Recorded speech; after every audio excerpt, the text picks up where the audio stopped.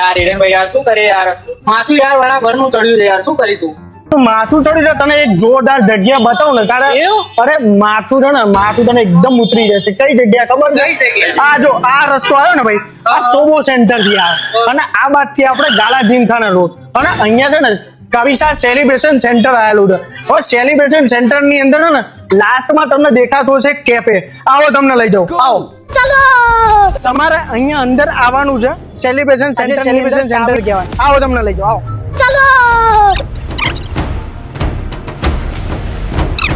આ રિલાયન્સ માં દેખાવ ને અહીંયા નહીં જવાનું, હજી આવો તમને લઈ જાઉં. ભાઈ અમૃતમ ચા અહીંયા આવવાનું છે, કારણ કે અહીંની ખાલી ચા પીશો ને તમારા મગજના ખાલી છે ને તાર હલી જશે.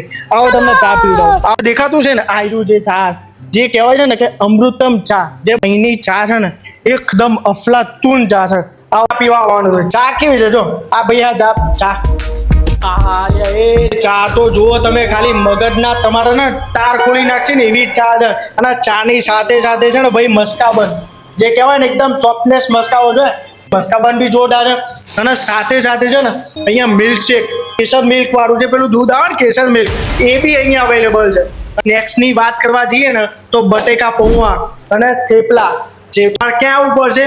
જે સેલિબ્રેશન સેન્ટર જે બોપલની અંદર બહુ પ્રખ્યાત સેલિબ્રેશન સેન્ટર આવેલું છે ત્યાં આવવું પડશે.